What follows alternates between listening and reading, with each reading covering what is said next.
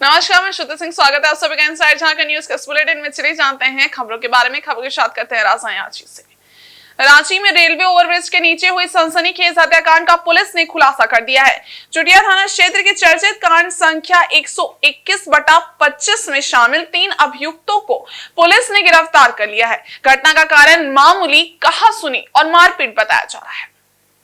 24 मई 2025 को चुटिया थाना क्षेत्र स्थित रेलवे ओवरब्रिज के नीचे हनुमान मंदिर के पास एक अज्ञात व्यक्ति की पत्थर से कूचकर निर्मम हत्या कर दी गई थी। पुलिस को घटनास्थल से शव बरामद हुआ, जिसकी पहचान मनीटोला नीम चौक डोरंडा निवासी शनि राम के रूप में हुई। मृतक रिक्शा चलाने का कार्य करता था। एसपी के निर्देश पर एक विशेष टीम का गठन किया गया, जिसमें नगर पुलिस अधीक्षक के नेतृत्व में तेजी से छानबीन की गई। जांच के क्रम में पुलिस ने संजय सिंह उर्फ जीलू, बीनू लोहरा और राजा केर केट्टा को गिरफ्तार किया है। इन तीनों ने मिलकर पत्थर और ईंट से वार कर शनिराम की हत्या कर दी थी। हत्या के बाद शव को छत से नीचे फेंक दिया गया।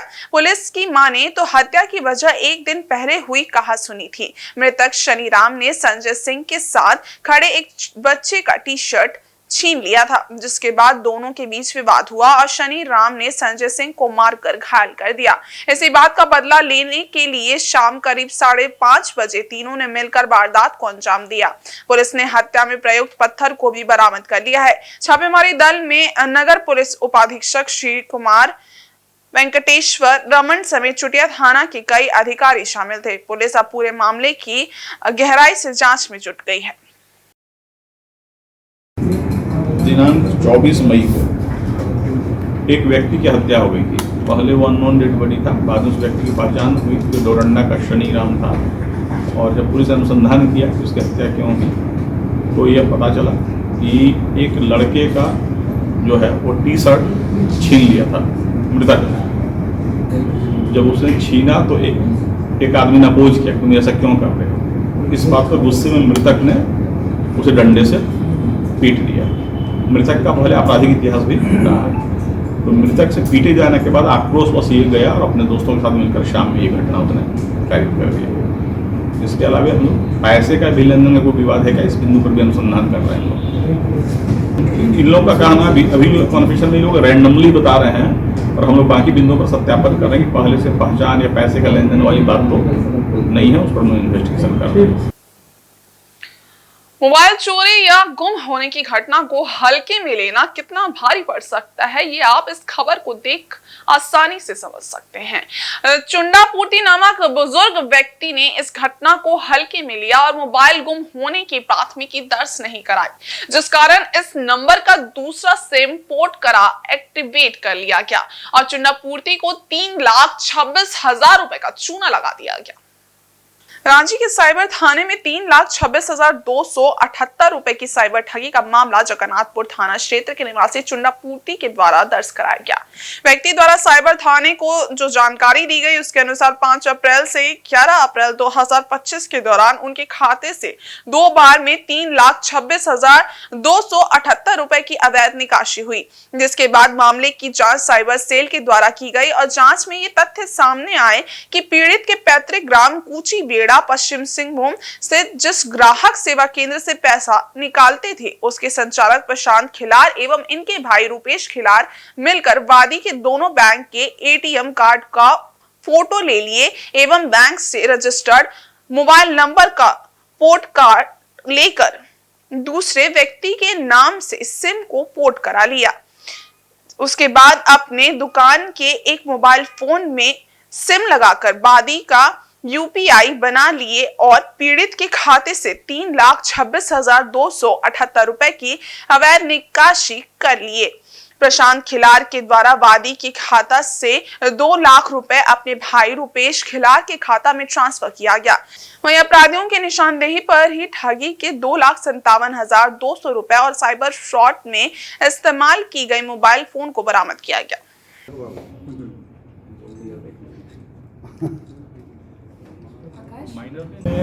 आवेदक थोड़ा इनोसेंट था। आवेदक जो है उसकी फ़ोन चोरी हो गई, उसने नंबर तो इशू करा लिया, उसने कहीं पर चोरी की प्राथमिकी दर्ज नहीं की। नंबर इशू कराने के बाद जो है वो यूज करने लगा और उसको लगा मैटर समाप्त हो गया और आवेदक की दोस्ती एक सीएसपी संचालक से परिचय था। हमको लगता है संभवतः उसने इस बात को जान लिया सीएसपी संचालक ने, और तब सीएसपी संचालक ने बातचीत में उससे उसका फ़ोन ले लिया और उसके फ़ोन की मदद से एक नया रिक्वेस्ट जनरेट करके नंबर को पोर्ट करा लिया दूसरे, और पोर्ट कराने के बाद 2 फील्ड को पोर्ट कराया और उसके बाद उसने ट्रांजैक्शन शुरू कर दिया। और टोटल 3,26,000 से ऊपर राशि जो है उसने अलग अलग खाते में डाल दिया। तब जब इसका पैसा नुकसान हुआ तब जाके पुलिस के पास आया, और जब पुलिस ने इन्वेस्टिगेशन किया बहुत बढ़िया से साइबर थाने में, तो क्लियर हुआ कि इसमें सीएसपी संचालक शामिल है। तो सीएसपी संचालक दोनों भाई प्रशांत खिलार और रुपेश खिलार को चाईबासा से अरेस्ट किया गया है, और उनके पास से नगद 2,57,000 बरामद भी हुआ है। टोटल 3,36,000 उन लोगों ने डिफरेंट अकाउंट्स में डाला था, जिसमें से इतना नगद उनके पास से बरामद हुआ है। तो हम लोग यह जांच कर रहे हैं कि सीएसपी संचालक और भी इस तरह के कांड में शामिल था या नहीं था, या केवल इंडिविजुअल इस केस में था। सर ये बचेगा कैसे इस तरह की चीज़? सिंपली है कि ऐसे चीज़ों को शेयर आप वैसे लोगों से न करें। आपका मोबाइल चोरी हुआ, आप एफआईआर भी नहीं कराए, आप अपना मोबाइल दूसरे को हैंडओवर कर दे रहे हैं थोड़ी देर के लिए, तो बहुत ज़्यादा दोस्ती मोबाइल के मामले में नहीं है। मोबाइल एक बड़ा ही इंपॉर्टेंट इंस्ट्रूमेंट है ट्रांजैक्शन का, तो आप उसको बिल्कुल इस तरह से रखें एज इफ कोई दूसरा, जैसे हम लोग कहते हैं कि भाई अगर आप आर्म्स लाइसेंस है तो आप हथियार दूसरे को नहीं दे सकते, तो मोबाइल के साथ ही आपको थोड़ी सैंक्टिटी बरतनी होगी, अदरवाइज कोई भी इसका दुरुपयोग कर सकता है। प्रिकॉशन ये होना। एक्यूज्ड से पीड़ित का क्या जान पहचान? पहले से आप कई बार उसके सीएसपी से ये पैसा वैसा निकाला। इधर बीआईटी मेसरा कैंपस में बाहरी लोगों द्वारा अब तक कई बार अप्रिय घटना को अंजाम दिया जा चुका है, जिसे देखते हुए संस्थान के कैंपस की फेसिंग करने का निर्णय लिया है। संस्थान के रजिस्ट्रार डॉक्टर सुदीप दास ने रांची में आयोजित संवाददाता सम्मेलन में बताया कि बीआईटी मेसरा के पास 780 एकड़ जमीन है। संस्थान में 6,000 छात्र छात्राओं के अलावा 500 शिक्षक और कर्मचारी रहते हैं, जबकि बाहर से आने वाले छात्र और अन्य लोगों की संख्या प्रतिदिन 1,000 होती है। उन्होंने कहा कि हाल के कुछ वर्षों में संस्थान के आसपास आबादी बढ़ने और रिंग रोड के निर्माण से बीआईटी मेसरा की सुरक्षा पर सवाल खड़ा हो रहा है। उन्होंने कहा कि अलग अलग कारणों से सुरक्षा की कमी देखी जा रही है, जिससे संस्थान के रैंकिंग पर असर देखा जा सकता है।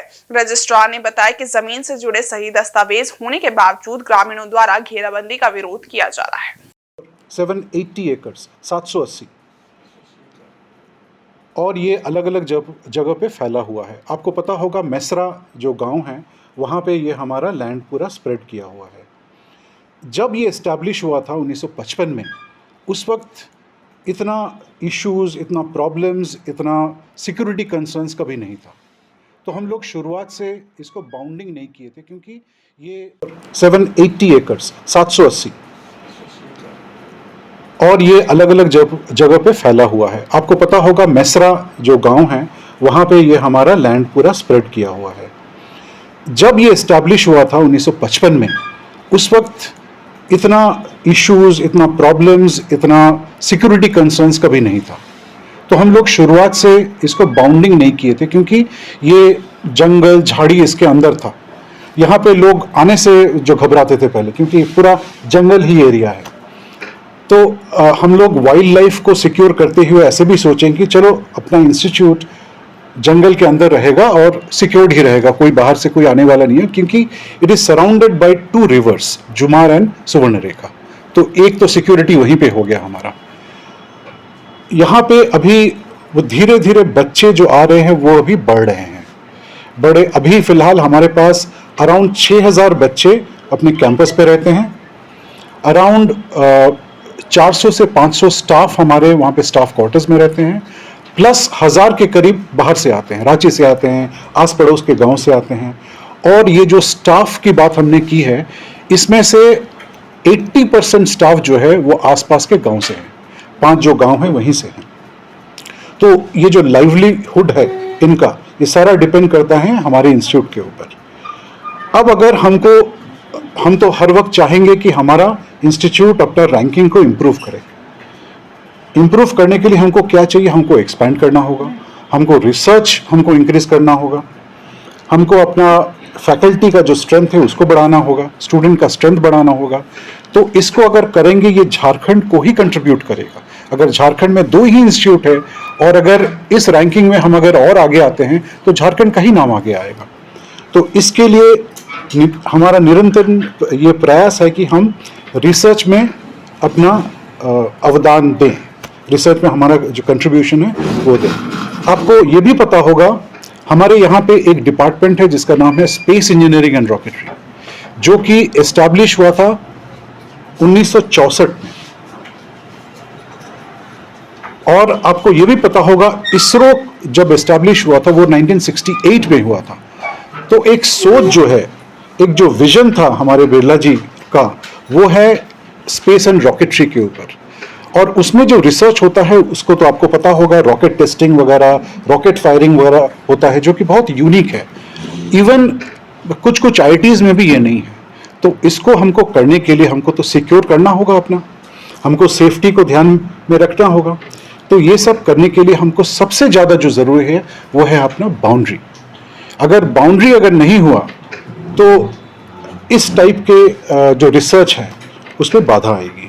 जैसे हमारे बायो इंजीनियरिंग डिपार्टमेंट है, वहाँ पे भी ऐसे रिसर्च होते हैं जहाँ पे केमिकल वेस्ट, केमिकल जो डेब्रीज वो सब जो क्रिएट होते हैं। तो उसके लिए भी हमको बाउंडिंग एक हमको एरिया चाहिए। फिर रिसेंट में हमारा कुछ इंसिडेंसेस ऐसे हुए हैं जो कि कभी नहीं हुआ है, not in the past decades, जिसके बारे में हमारे जो सिक्योरिटी इंचार्ज हैं, जो हमारे हेड ऑफ सेक्शन है सिक्योरिटी के, वो आपको टिप्पणी देंगे इसके ऊपर। कुछ ऐसा सिक्योरिटी हुआ है जो कि होना नहीं चाहिए था लेकिन हो गया है स्टूडेंट के ऊपर, फैकल्टी के ऊपर। तो ये एक हमारा फियर है कि ये फिर से नहीं हो, उसके लिए भी हमारा बाउंड्री बहुत ज़रूरी है। वहीं बाल शोषण को रोकने और बच्चों के लिए सुरक्षात्मक तंत्र बनाने के उद्देश्य से रांची में सजग संवाद कार्यशाला का आयोजन किया गया। कार्यक्रम का आयोजन इनफ्लक्स और योसा की ओर से किया गया। कार्यक्रम में आईजी एसटीएफ अनूप बिरथरे, झालसा के प्रिंसिपल जज के रंजाना अंस्थाना, सीनियर एडवोकेट रितु कुमार, अधिवक्ता और सामाजिक कार्यकर्ता यशविनी सहाय समेत कई अन्य गणमान्य लोग मौजूद थे। कार्यक्रम को संबोधित करते हुए आईजी एसटीएफ अनूप बिरथरे ने कहा कि पिछले कुछ वर्षों में बाल संरक्षण के प्रति समाज में जागरूकता देखने को मिली है। उन्होंने कहा कि वर्ष 2012 में पॉक्सो एक्ट आने के बाद से समाज में एक बड़ा बदलाव देखने को मिला है। उन्होंने कहा कि जिन उद्देश्यों को लेकर पॉक्सो एक्ट बना था वो सफल होता दिखता है। उन्होंने कहा कि ड्रग्स के खिलाफ जिस तरह से एनडीपीएस एक्ट को लोग जानते हैं और उसका क्रियान्वयन होता है, ठीक उसी तरह से बाल यौन शोषण के खिलाफ समाज में पॉक्सो एक्ट के प्रति जागरूकता आई है। आईजी अनूप बिरथरे ने कहा कि बाल संरक्षण के प्रति सजग समाज, पुलिस और मीडिया अपनी महत्वपूर्ण भूमिका निभा रही है। आप दीप तक लाएं और दीप प्रज्वलन कर। तो पॉक्सो एक्ट में पुलिस से रिलेटेड जो चीज़ें हैं वो बहुत इंपॉर्टेंट हैं और उनको जितना, हालांकि इसमें पॉक्सो एक्ट का ही एक पार्ट है कि इसके अवेयरनेस भी जो है करनी है गवर्नमेंट के थ्रू, पुलिस एडमिनिस्ट्रेशन और जो लॉ इन्फोर्समेंट एजेंसीज के थ्रू करनी है और लोग जानते भी हैं। इत्तेफाक की बात यह है कि जैसे एनडीपीएस एक्ट जो है ड्रग्स के खिलाफ काम करता है, जिसको वाइडली लोग जानते हैं कि कुछ भी मामला होगा तो कहीं कुछ पकड़ा गया तो एनडीपीएस एक्ट को लोग जानते हैं। उसी तरह पॉक्सो एक्ट को आप देखिए 2012 के बाद लोग जानने लगे हैं और उसके बाद बहुत बड़ी जागरूकता समाज में आई है। बच्चों के खिलाफ जो सेक्सुअल असॉल्ट के मामले हो, सेक्सुअल हरेसमेंट के मामले हो, उनको रिपोर्ट करने की।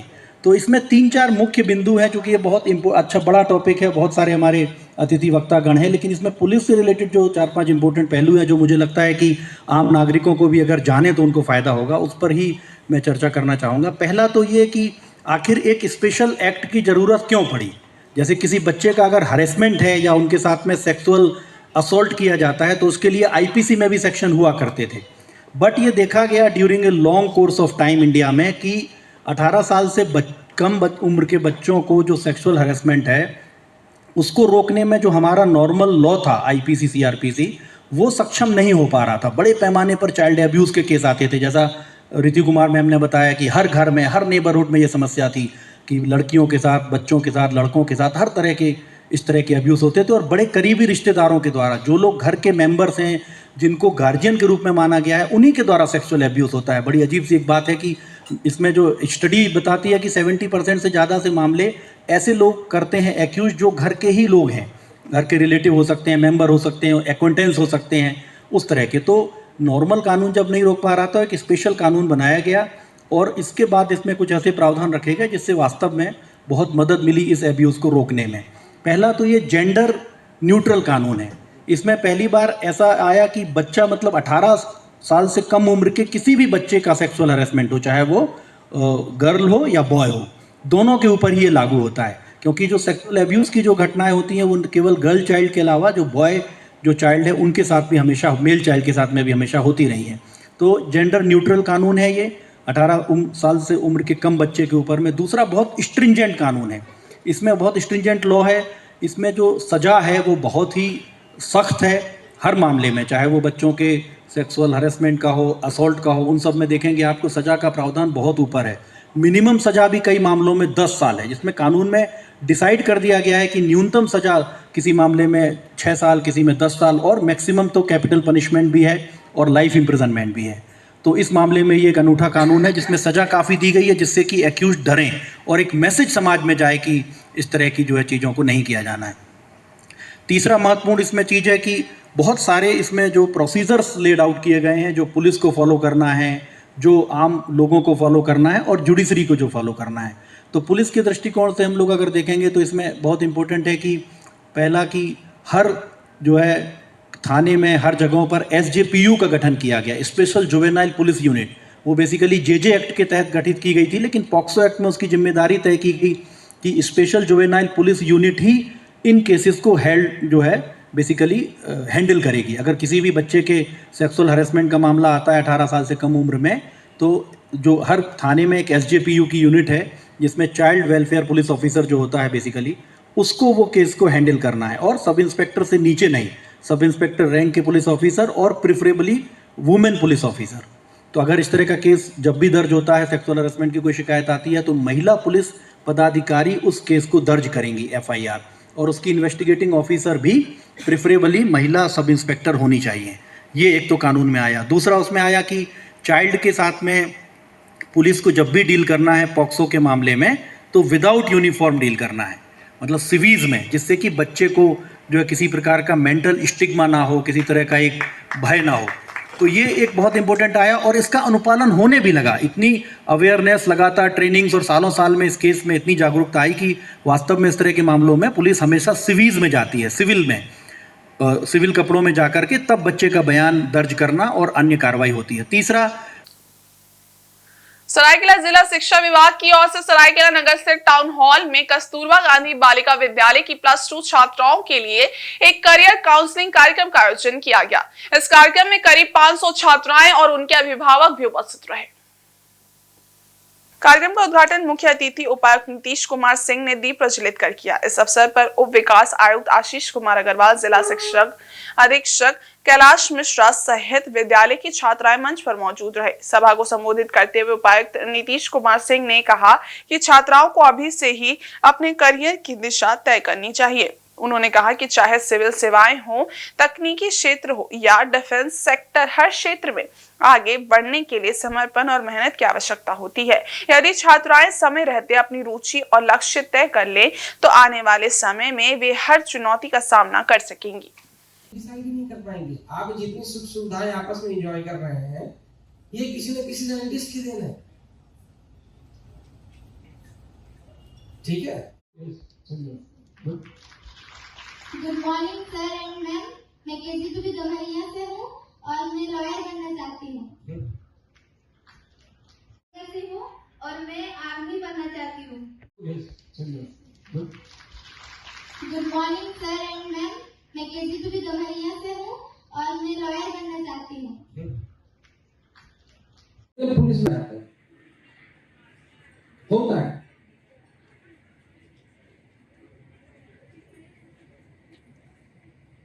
हाथ खड़े दीजिए, कोई बनना चाहता है। ठीक है। टीवी किसने बनाया था?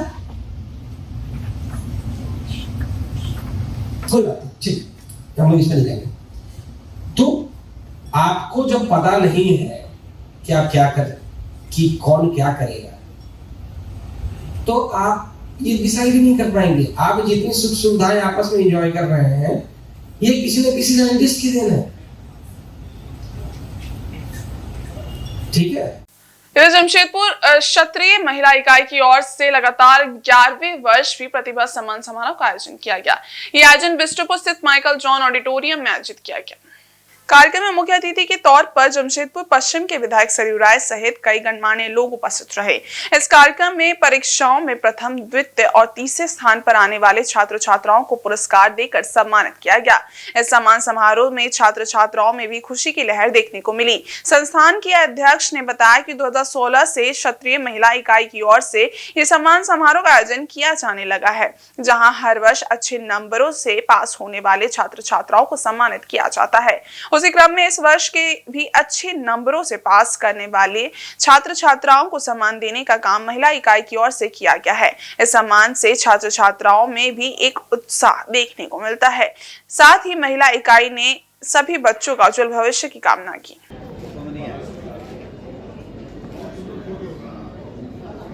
महिला इकाई के द्वारा यह कार्यक्रम होता है जिसे प्रतिभा सम्मान कहते हैं। यह कार्यक्रम हम लोगों ने 2016 में शुरू किया था।